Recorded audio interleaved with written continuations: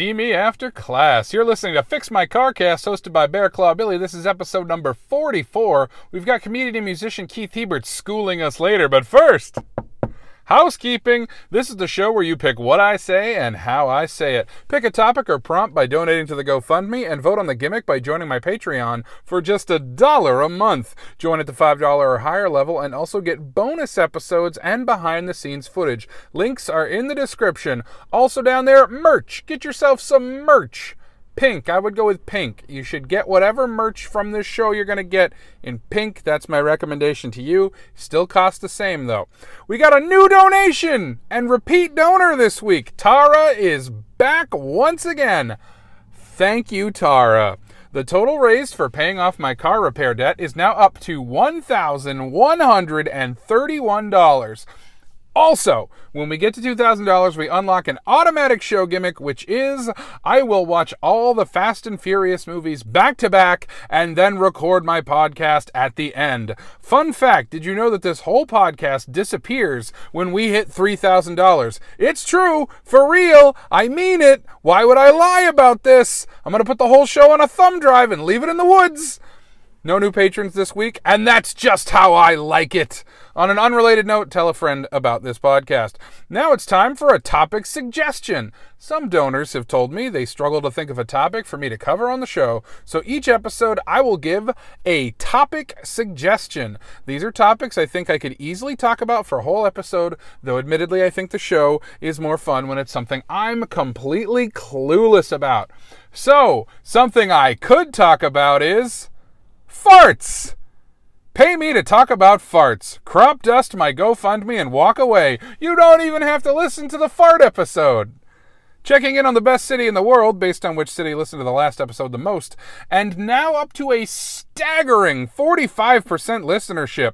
It's once again Biddeford, Maine. Congratulations, Biddeford, Maine. Let it be known that all the nice things I said about you last week are still true for 7 days.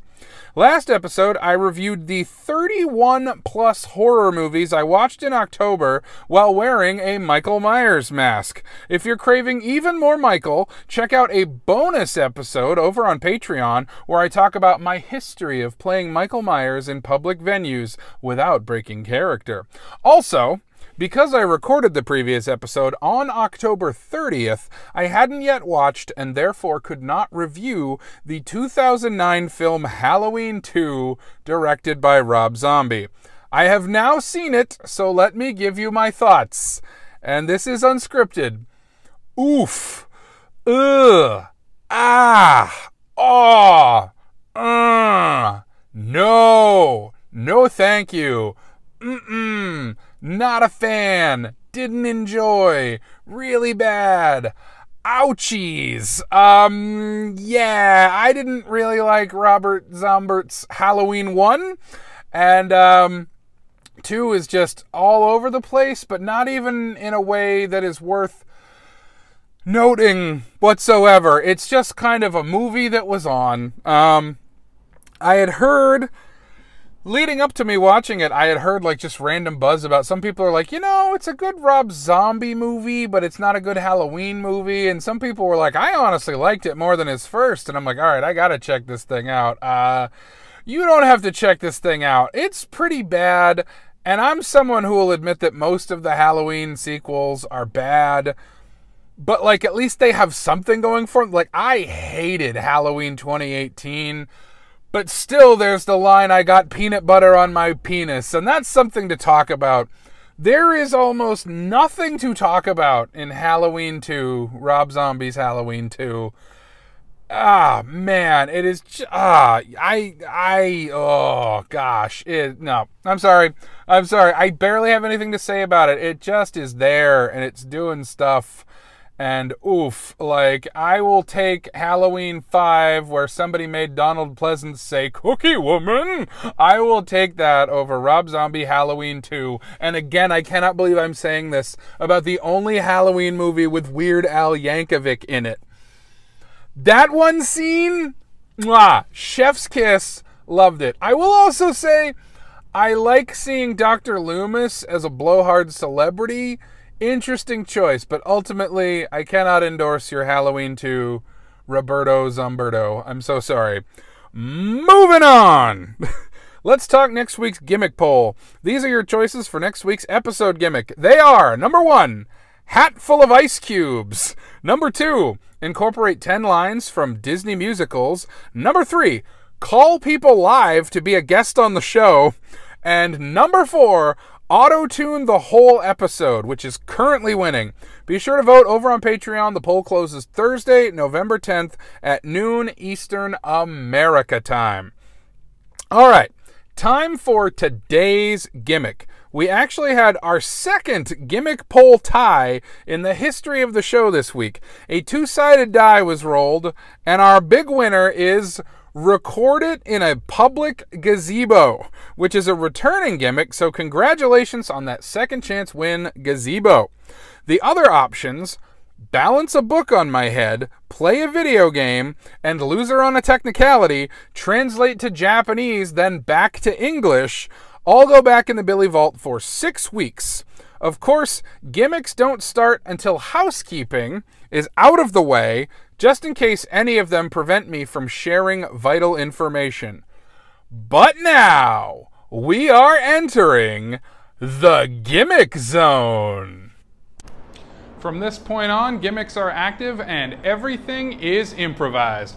Today's prompt comes to us from Tara for $15, and Tara would like me to talk about what I would teach if I was a professor with free reign. Now, first of all, I do want to give you the lay of the land here. I know that if you cannot see the video because you didn't pay the $5, you stingy piece of garbage.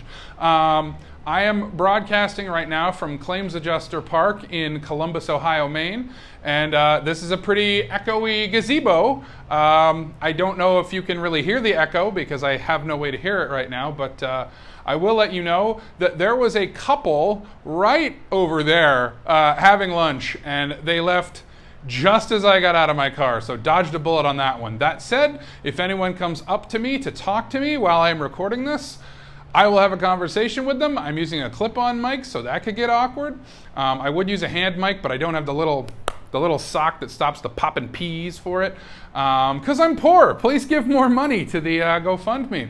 But what would I teach if I was a professor? I gotta be honest, when this request came in, I kinda didn't know what to do, because I feel like I have some real hang-ups about how smart I actually am. I don't know if I'm teach people how to do something smart.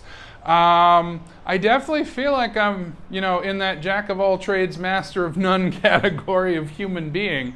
There are some things that I think I do well. I hope I podcast well, but everybody thinks they podcast well. Yeah, this is some food for thought. This is something for my head meats to chew on. Crunch, crunch, crunch. Let me think about this. So, my immediate thought, what I would teach is, what are things that I'm good at? I think I'm good at improv. I think I'm good at electronic music, kind of.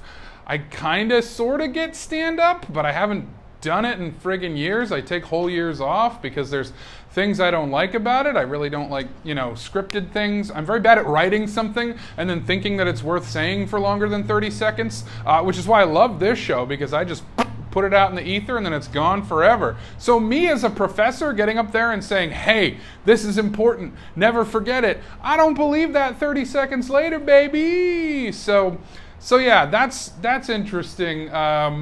I don't know. I feel like I would want to teach people how to do something.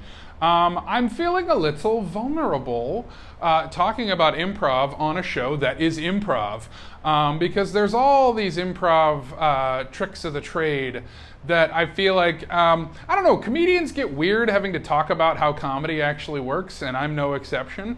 If I told you all the nitty gritty of how I do what I do, you'd go back and look for it, maybe. I don't know, but maybe you'd want to become a comedian yourself. So yeah, I'd probably be one of those assholes that teaches a comedy course.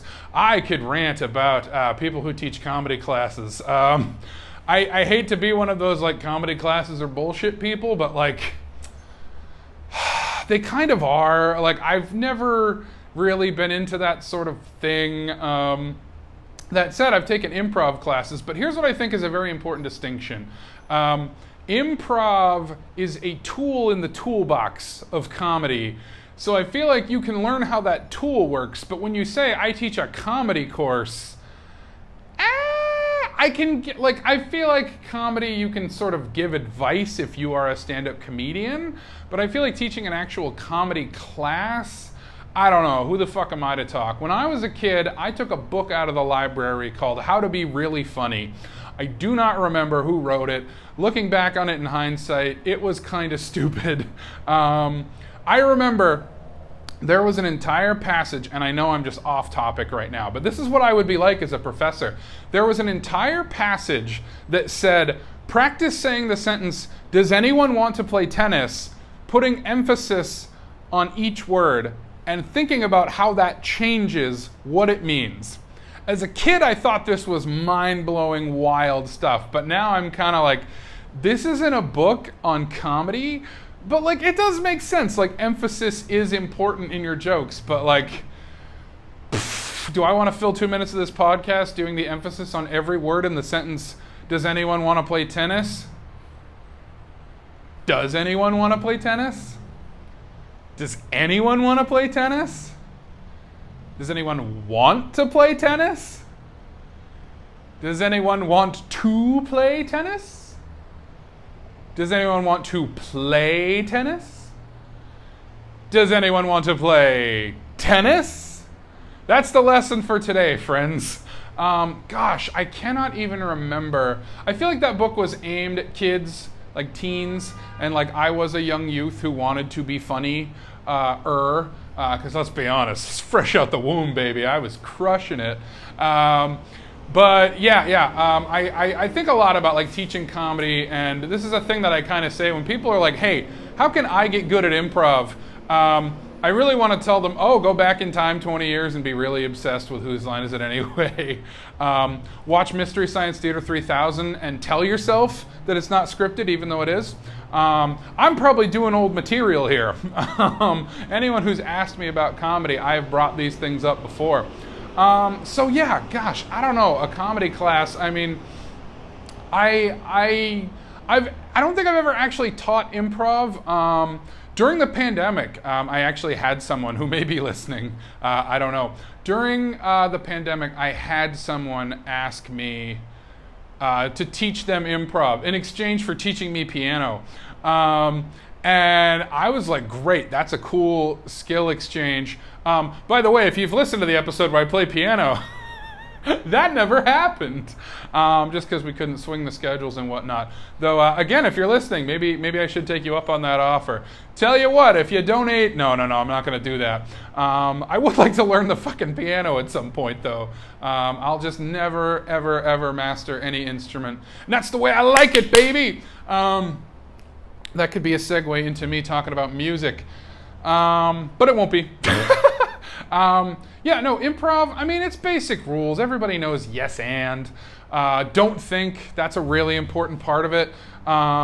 Like, you should not know how the sentence you're currently saying ends when you do improv. If you do not have that skill, then you can hone it. There's all kinds of exercises you can do to get better at improv, and I don't want this episode to be the improv crash course, but you know, it's kind of leaning that way, but I don't want to. Look around the room and name every object you see. That will get you better at describing things. Now look around the room and name the last object that you saw. That will improve your memory. Now look around the room and say what things aren't. That will make you better at being random quickly on the fly. There you go. There's your improv crash course. I don't even remember what book I learned that technique from, but it works wonders. Give it a try. Red leather, yellow leather, all that stuff. Zip, zap, zop. Everybody knows that improv stuff. I say like everybody knows that improv stuff. Most people don't know that improv stuff. But you know, again, you need to be a child and you need to want to be extremely funny. And you need to be born with a set of conditions that make you need to be very funny. Looking like this. That joke doesn't work in audio only. But yeah, no, seriously, a comedy class is probably the closest thing that I would teach, because let's segue to music.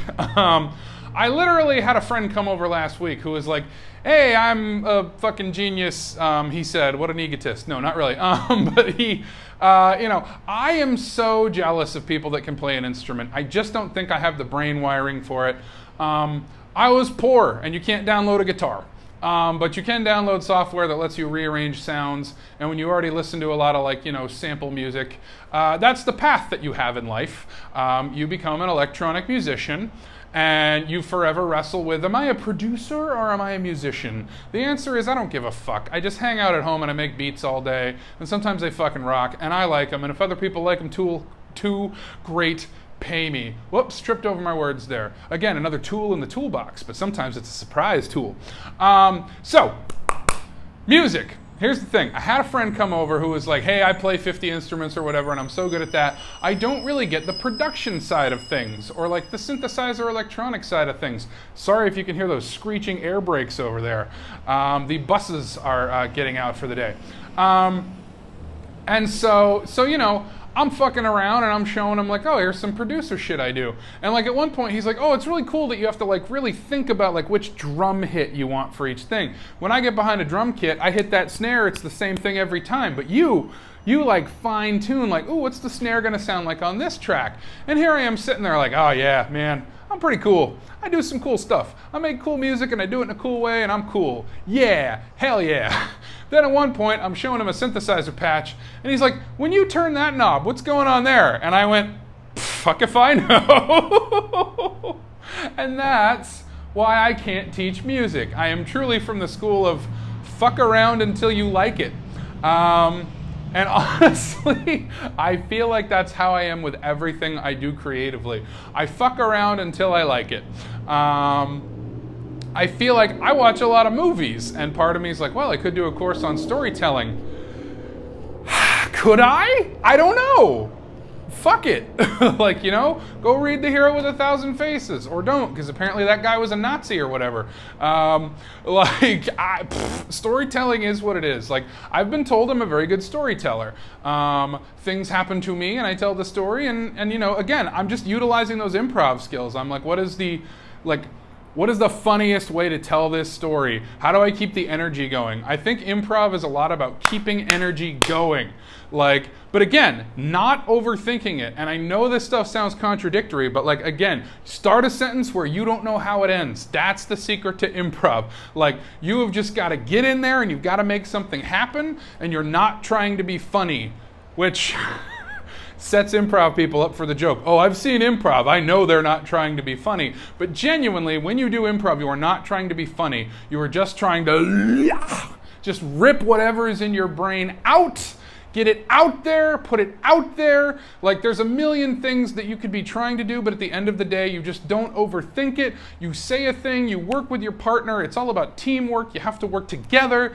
It's a bit strange to have an improv podcast where I don't have anyone to play off of. I've never really said that out loud before, but that's kind of what my show is. It's there is this sort of oh shit, there's nobody to kick it to. There's nobody to play off of. I'm only playing against myself.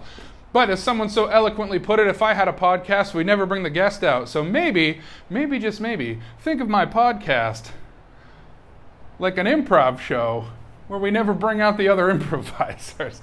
Your mileage may vary on whether that's fun to listen to or not. Hey, I was talking about being a professor, right? Okay. So, I keep trying to get us off this island, and I have built so many things out of coconuts, but Gilligan fucks it up every time. And that's the I'm being a different kind of professor sketch. What else would I teach?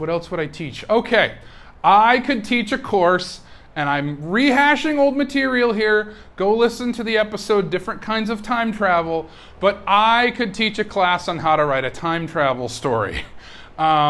Because I'm such a stickler about it, and so many time travel stories don't keep their rules consistent.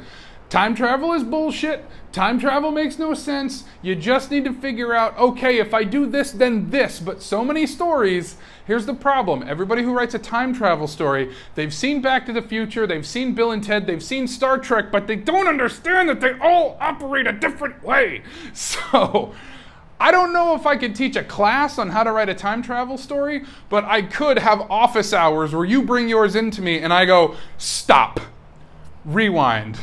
No pun intended. go back. This does not work with this. If this is how your time travel works, then this cannot happen. You saw this cool thing in Bill and Ted, and you saw this cool thing in Star Trek, and you thought they both went together. They don't. Just take a step back and be like, oh, if it works like this, then it can't do this. Bing, bang, boom. And by the way, a lot of time travel stories mess these things up. Now, some people might be like, well, come on, there's just fun. Yeah, that's Doctor Who. I just found a packet of ketchup in my pocket. Would anyone like ketchup? If you donate to the GoFundMe, I'll talk about this packet of ketchup I just found in my pocket. So yeah, that's kind of the nitty-gritty on the things I feel like I could talk about. I feel like I could... I'm not qualified to talk about film. I've shot a film. I think I'm a terrible director. I can't work with actors. I'm very bad at that. I've done some acting, but I feel like I couldn't teach a class on acting. Gosh, yeah. I don't know what I could teach a class on, genuinely. I don't think I'm cut out for that sort of thing. I will be your personal Cliff Clavin all hours of the day and night. I will tell you dumb, weird bullshit I saw somewhere, and I will keep the party going, and I will keep my mouth flapping. I am an introvert's nightmare because I am all about just talking, talking, talking. All that matters is that I haven't paused yet. That's all I am. That's all my being is. Welcome to the show. Like it or leave. But yeah, I don't know what I would talk about as a professor. I don't think I'm qualified, and that's why I am not a professor. I don't have my doctorate. I don't think I have anything I could teach someone. Proofreading, but again, like so many of the things I know are just kind of in here. I don't know how to get them out there. Like I'll proofread friends' stuff. Ooh, fender bender. Ooh, yikes. Okay, nobody got hit, but youchies. That was scary. Cool. Like I'll proofread people's stuff, and when they're like, why is this like that? I'll be like, I don't know, that's just how it always is in books. Which I feel like is the answer to a lot of English conundrums, is just, I don't know, this is how people did it. Patriarchal poetry, whatever. These are the rules we set up. Language fluctuates and evolves, so get with the times, babe. Yeah, I don't know. All right, now I'm looking around at graffiti around here, so I think that's maybe me wanting to wrap up. In fairness, Tara did only pay $15, so how passionate do I really need to be about this? I don't know. I would not teach a class on how to make a podcast, because clearly, I don't know. Here we go. Things are getting real. There's some people on bikes. I've lucked out that nobody has stopped by to see what the hell's going on over here. Just some doof with a camera. Come say hi if you want. Admittedly, maybe I cheated a little bit and picked a gazebo that was not quite as public as people wanted when they voted for public gazebo. Oh, here comes the po-po, the 5-0. Maybe it's time to go. We'll see. Ah, all right. Nope, they don't seem to care. Nope. Okay, they're looking at me. That's neat. All right. Well, maybe we'll wrap up here, but, you know, I don't think there's any law against filming yourself in a public place just because you got a tripod and a clip-on microphone, right? Maybe I'll teach law. Yeah, I could go to law school. I could be a lawyer. Why not? Follow in She-Hulk's footsteps. Though I've heard the law on that show is not very accurate. See, this is the kind of rambling BS that you get from me. So why would you want to pay for that? Oh, wait. Don't think too hard about the fact that you pay for this show if you've paid for this show. I see you, Arlington, Virginia. I see you, Massachusetts. I see you listening every week. It's okay, plunk down some more money if you like what you hear, though I'd much rather you tell other people about the show, because I don't want to be sucking money from the same 3 people who for some reason enjoy what I have to say. Ooh boy, this has been an introspective episode, has it not? All right, well, I think people are just trying to get home now. Traffic has slowed to a crawl. The piggies are moving on. And the bicycle people have also moved on. So yeah, we might bring this one in a little short because I'm gonna let me go through my mind Rolodex one more time. Just random bullshit film history. Like that's the thing. Any class I can think of that I would teach. All right, these are the names of my classes if I taught a class. Improv, making shit up about making shit up. That would be my improv class. My music class, twiddling knobs till it sounds good. That would be my music class. My stand-up class. Stand-up sucks. I don't know. Stand-up doesn't suck. I just never quite feel like I am made for it. Yeah, I don't know. There's just thinking I'm clever for longer than 30 seconds is a losing battle. I surrender. I don't know what I said 10 minutes ago. I hope you liked it, though. That's just how I am. That's how I'm wired. Gosh, we're all temporary. Oh, I'd teach a philosophy class. That would go great. Just show up stoned and I'll just tell you, like, what even is time, man? A thing you fuck up in your screenplays constantly. That's right, surprise! This was actually screenwriting class the whole time, specifically time travel screenwriting. Yeah, honestly, I love movies, and I feel like I absorb a lot about the structure of movies, but I couldn't actually tell you any kind of technical reason why this script is good and this script is bad. I think it's a lot of bullshit. I think it's a lot of gatekeeping, so my screenwriting course would be write a fucking movie. Like, genuinely, I can't speak from experience, but I've only gotten better at improv by failing at improv. And I guess that's the ultimate thing that I'm here to teach today, is you only learn by doing and you only grow by failing. So the only reason I can make music is because I've been making it since I was a teenager with no clue what I was doing, fucking it up, getting better along the way, learning. Same deal with improv, same deal with everything I do, fucking up and learning. So I guess if I were a professor, welcome to Fucking Up and Learning 101. As always, see you in the cafeteria.